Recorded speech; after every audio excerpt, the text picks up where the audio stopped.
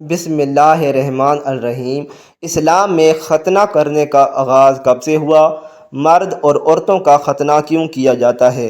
کوئی بھی کام بغیر حکمت کے نہیں ہوتا، تو عورتوں اور مردوں کا ختنہ کرنے میں کیا حکمت ہے؟ ناظرین، حضرت ابراہیم علیہ السلام کی عمر مبارک 86 برس کی ہو چکی تھی، لیکن اولاد کی نعمت تاحال انہیں عطا نہ ہوئی تھی۔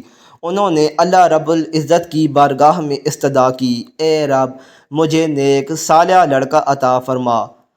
یہ دعا اللہ تعالیٰ کی بارگاہ میں قبول ہوئی اور آپ کی دوسری بیوی حضرت ہاجرہ کے بطن سے حضرت اسماعیل علیہ السلام کی پیدائش کی خوشخبری سنائی گئی۔ حضرت سارہ حضرت ابراہیم علیہ السلام کی پہلی بیوی تھیں، اس لیے حضرت ہاجرہ کے بطن سے حضرت اسماعیل علیہ السلام کی پیدائش ان پر بہت شاق گزری، اور انہوں نے حضرت ابراہیم علیہ السلام سے بہت اصرار کیا کہ حضرت ہاجرہ اور ان کے بیٹے کو یہاں سے دور کر دو تاکہ یہ لوگ میری نگاہ کے سامنے نہ رہیں۔ حضرت ابراہیم علیہ السلام کو یہ بات بہت ناگوار گزری، اور یہ ایک سخت امتحان تھا کہ بھلا کون اپنے بیٹے کو بیابان میں چھوڑے گا، اور وہ بیٹا اور جو آپ کو بڑھاپے میں عطا کیا گیا تھا اس کو بیابان میں اکیلے چھوڑا۔ بہت سخت امتحان ہے، مگر بارگاہ الہی سے جب حکم ہوا کہ بی بی ہاجرہ اور حضرت اسماعیل علیہ السلام کو اس جگہ لے آئے جہاں اب کعبہ ہے۔ اس زمانے میں یہ جگہ بالکل غیر آباد تھی۔ ایک تھیلی کھجور اور ایک مشکیزہ پانی کے ہمراہ انہیں وہاں چھوڑ کر حضرت ابراہیم علیہ السلام جب جانے لگے تو بی بی ہاجرہ نے انہیں رو کر پوچھا کہ ہمیں اس بیابان میں چھوڑ کر کہاں چل دیے؟ حضرت ابراہیم علیہ السلام کی خاموشی پر حضرت بی بی ہاجرہ نے پوچھا کہ کیا یہ میرے رب کے حکم سے ہے؟ حضرت ابراہیم علیہ السلام نے اثبات میں جواب دیا۔ تب بی بی ہاجرہ نے انہیں جانے دیا اور فرمایا کہ اللہ ہمارے لیے کافی ہے۔ حضرت ابراہیم علیہ السلام چلتے چلتے جب ایسی جگہ پہنچے کہ اسے دونوں ماں بیٹا نگاہوں سے اوجھل ہو گئے تو ہاتھ بلند کیے اور اللہ تعالیٰ کے حضور عرض کیا، اے ہمارے رب، بے شک میں نے اپنی اولاد یعنی اسماعیل علیہ السلام کو مکہ کی بے آب و گیا وادی میں تیرے حرمت والے گھر کے پاس بسا دیا ہے، اے ہمارے رب، تاکہ وہ نماز قائم رکھیں۔ پس تو لوگوں کے دلوں کو ایسا کر دے کہ وہ شوق و محبت کے ساتھ ان کی طرف مائل رہیں، اور انہیں ہر طرح کے پھلوں کا رزق عطا فرما تاکہ وہ شکر بجا لاتے رہیں۔ حضرت ابراہیم علیہ السلام کی دعا اللہ عز و جل نے پوری فرمائی۔ حضرت اسماعیل علیہ السلام کو اللہ نے چشمہ پیدا فرمایا۔ یہ چشمہ آج بھی موجود ہے، لوگ اس چشمہ کو آب زمزم کے نام سے جانتے ہیں، اور ہزاروں سال گزرنے کے باوجود چشمہ کا پانی اسی طرح جاری ہے۔ اللہ تعالیٰ نے اس میں مخلوق کے لیے شفا رکھی ہے، اور وہاں پر ایک قبیلہ آباد ہوا جسے قبیلہ بنی جرہم کہتے ہیں۔ پھر حضرت اسماعیل علیہ السلام نے اسی قبیلے میں شادی بھی کر لی۔ بہت سے احکامات ایسے ہیں کہ جن کا تعلق حضرت ابراہیم علیہ السلام کی ذات سے براہ راست وابستہ ہے، یا ان پر عمل درآمد کا حکم حضرت اسماعیل علیہ السلام کے دور میں نازل ہوا، اور ان کی اعمال کی اقتدا آج بھی جاری ہے۔ انہی احکامات میں سے ایک حکم ختنہ کا ہے۔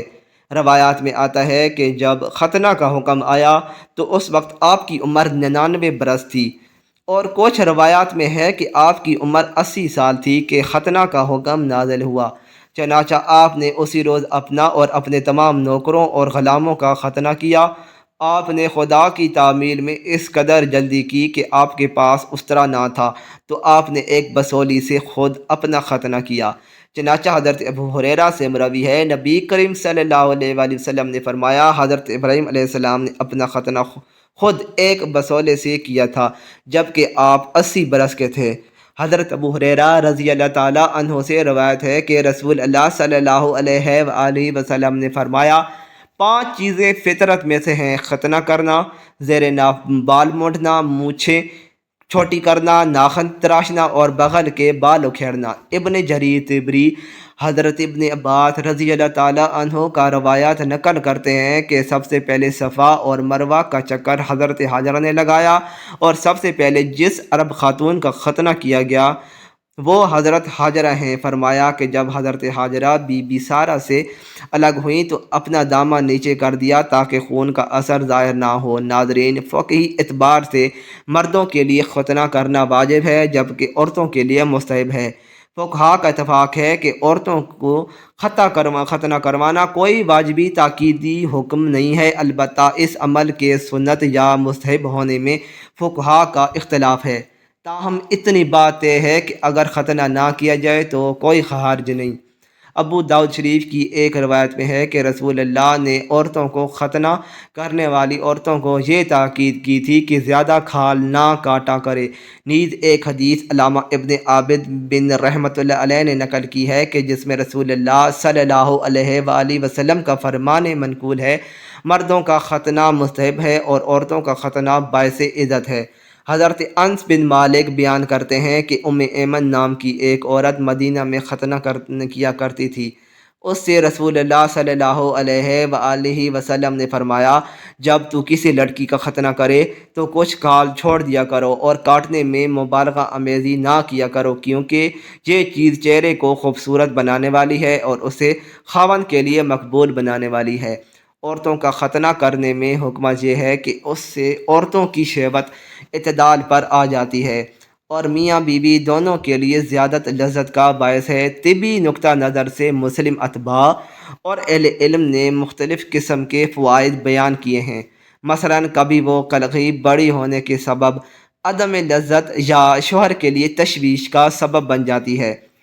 اس کلغی کے ہٹنے سے اس کے نیچے گندگی جمع ہونے، اس میں بدبو ہونے اور کسی طرح کا انفیکشن پیدا ہونے کا خطرہ نہیں رہتا۔